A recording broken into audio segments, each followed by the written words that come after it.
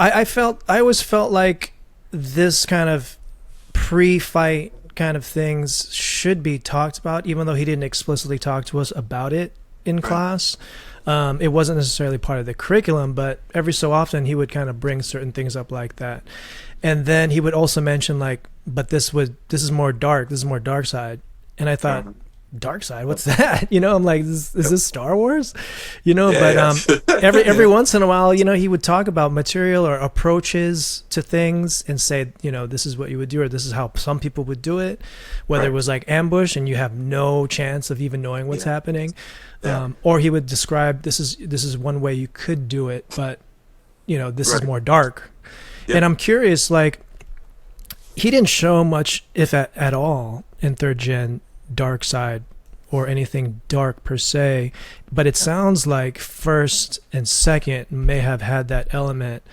What is dark side, and how would you describe it to people, and why the aversion to it? Obviously, other than hurting people and putting negative things out there, but do you think that also informed the material change?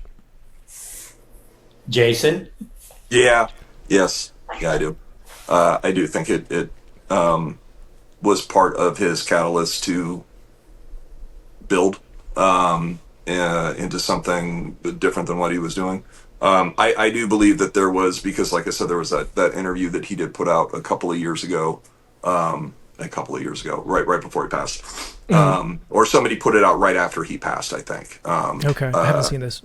It's pretty short. It's it's like a couple of paragraphs long. But it was in talking of his new way of teaching and the flow-based stuff and all that. So he did definitely have other reasons where he felt that he could get people to where he wanted quicker. And he attributed his kind of third generation teaching for that. So there's definitely that too. But I do believe that a lot of it, or not a lot of it, but at least some of it, had to do with his previous experience with earlier, I never got names, whatever, and it's unimportant, but where he knew or had trained or been around people that had done some not pleasant things, and it really affected him, and he didn't want to be the person that's putting that out there. Right, like he'd been through enough of that himself, that he didn't want to put that stuff out, and so he definitely had conflict when we were training privately a lot, meaning like there's no one else around, where we'd get somewhere based off of like working on stuff outside of the curriculum, and he'd stop and be like, you got to give me a minute, or I really don't want to go here with this right now. And which I'd always be like, yeah, that's fine, whatever, and because that just means I'm going to go home and I'm going to like go drill stuff until and then bring it back. It's like, was this it? And they'd be like, okay, or whatever. But or he'd come back later and be like, okay, well, we can continue. But he was very cautious even after I'd been there for a while on some of that. But like I said, a lot of stuff was nose to nose. And just, because also too, and that was the benefit of having a small training area and like using his kitchen, which was even smaller, because like one of the most prevalent places I worked that had the most chance of violence happen, there was like an L-shaped hallway when you go in. And so you're in it's an abattoir. It's like all kinds of ways to get yourself screwed up. And so like being in that compressed little area and having things happen that fast, if you get used to somebody like him trying to draw a knife and stopping it, then you deal with most people. And then you have whatever music and nightclub and drunks and everything else going on.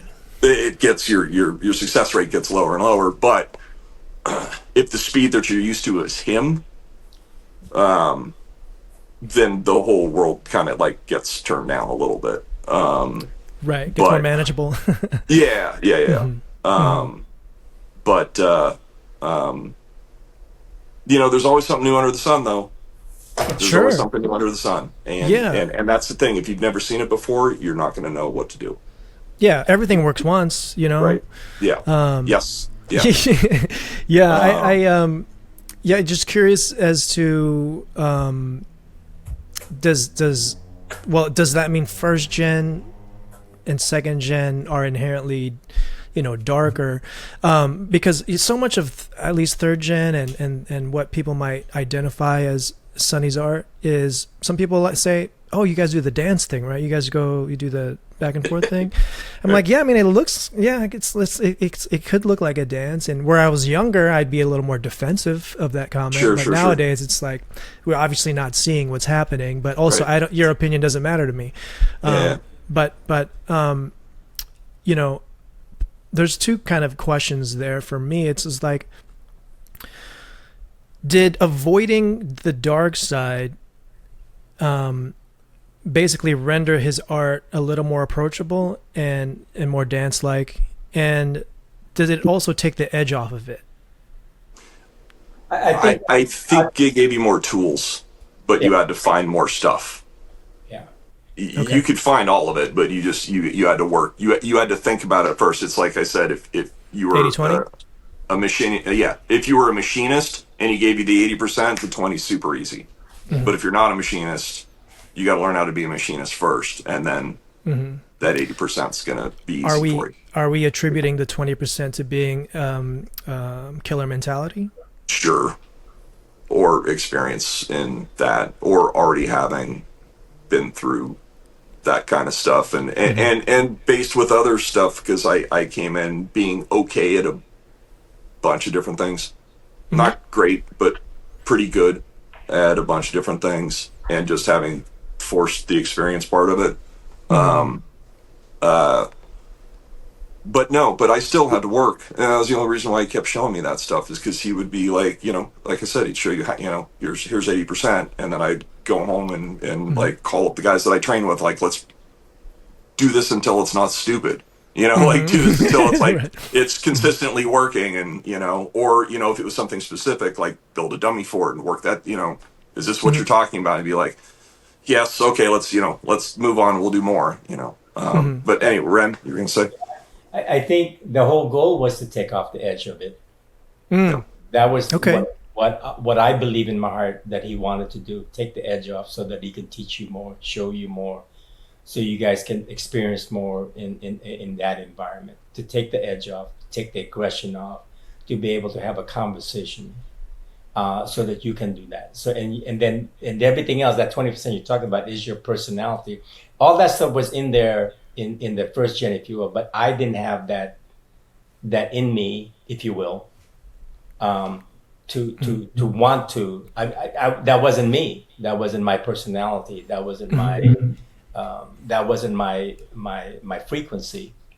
I knew it was there, but it wasn't. I didn't go after that. Right. That wasn't my stuff. So the 20% becomes what Jason's talking about, which is, you have to have the mindset, the mentality, the personality, the frequency, all that stuff to put it together for its stuff. But everything is there.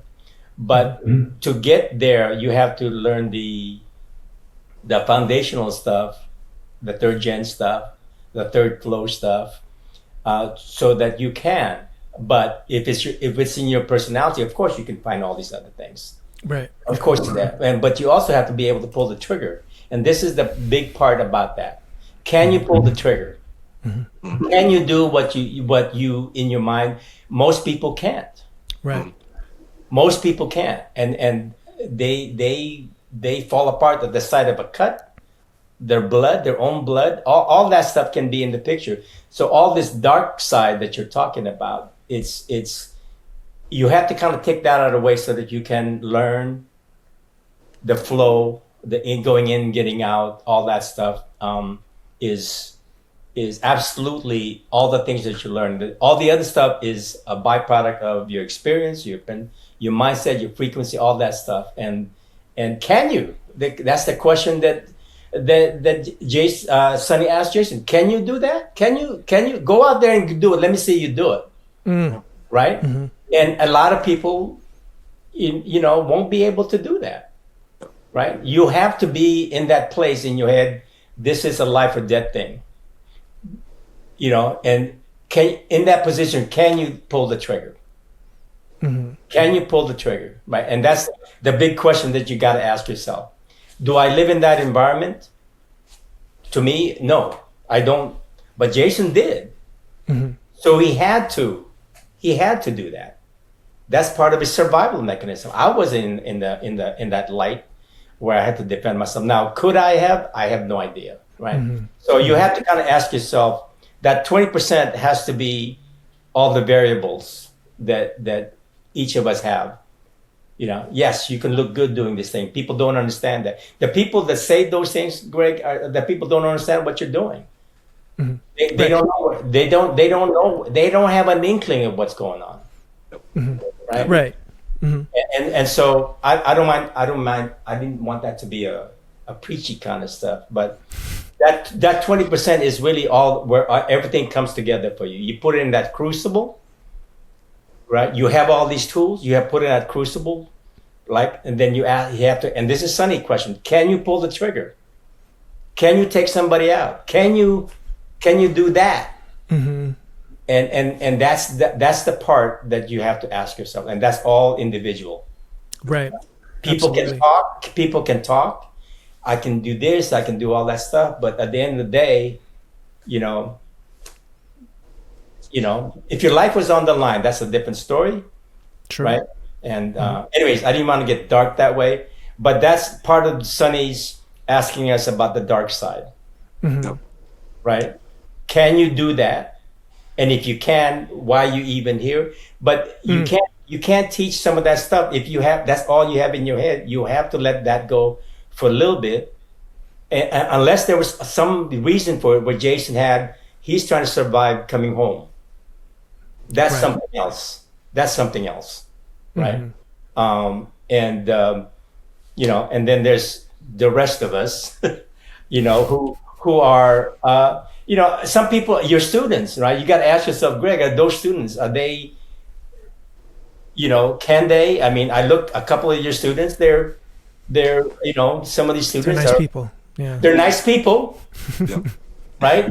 Some of the Berkeley people, Birkenstock wearing people. Yeah. God bless them. That sounded bad. No. It's part of the Jason, truth. I mean, I'm like that too. the intellectuals, right? Sure. You can theorize all you want. Absolutely. You can theorize all you want, right? And you can read that in the book. You can do this. You can look at it. You can even look good. Can you pull the trigger? And that's the part. That's the dark side portion that people sometimes don't say. That's the 20% that Jason's talking about, right? That's to turn it into some kind of flow and happy, learning something, or you can make it work for you to save your family and yourself. And that's where it splits. Right. And Sonny was always worried about karma, because that was his thing. This connection with, or knowing the dark side in karma. That's what Sonny was. That's why he was conflicted with Jason. He felt it would come back to him. Well, it always comes back to you. Always comes back. This is his belief, right? Yep. And so this is the part that you have to ask yourself where you're at, right? But knowing the difference, right? Can you do this? Okay, you can do it. Done. Let's go play. You can put in your own juice into that, right? And because you have a family to save, you have yourself to save, you want to come home in one piece. Yes, absolutely, right? Sorry, that sounded preachy. No, I thought that was well said, and I think it needed to be said. No. That's why we have our elders. We need our elders to keep us in line. And that's why I think it's good for you to. Sorry about the talk statement. I just didn't know. You're gonna get canceled now. I know. Someone's gonna complain and put it in the comments. That came out. I don't know where that came from. What's funny now though is Birkenstocks are in fashion. So no way. Take that for what it is. Aren't they going back out again already? I have no idea. I'm old too. So yeah, okay. Well, I'm old now. Relatively speaking. But I just that reminds me. Before we kind of close things out here, is that we did have a lot of fun. There was a lot of laughter and there was a lot of playfulness. Yeah. But when we got a little too loose and lost track, Sonny would get upset. Yeah. And, he'd turn the music down and he would get real stern with us. Stern he's like, and quiet and speak lower and whisper. yeah. Now we got Oh my serious, God. right? I was like, yo, what just happened? The energy just changed. He's like, I don't know verbatim. I don't remember verbatim, but I just know he had to say this maybe less than a handful of times to us as a group. Yeah. He's like, basically the gist was like, make no mistake, we can have fun and we're laughing and we're playing here, but make no mistake, we're learning how to hurt people. Yeah. And so we should take it seriously. Sure. I know we're just having fun, but understand this is what we're doing. Yeah. And again, it needed to be said. That's why we need our OGs. This is why we need to have guidance. People need guidance. People need elders to keep us in line. And so I thought that was good that he would do that, because that would put us back in line and really focus on the material. And sure enough, there would be points of elevation that we all felt like, yo, we got better. And you can tell he was like real happy. He was like, okay, now we can do some work. I'm like, yo, what? I thought we were doing work the whole time. He's like, now we can get started to some more stuff. So he was really trying to elevate us, but definitely was like, yo, stop messing around and let's get serious, when it's serious. So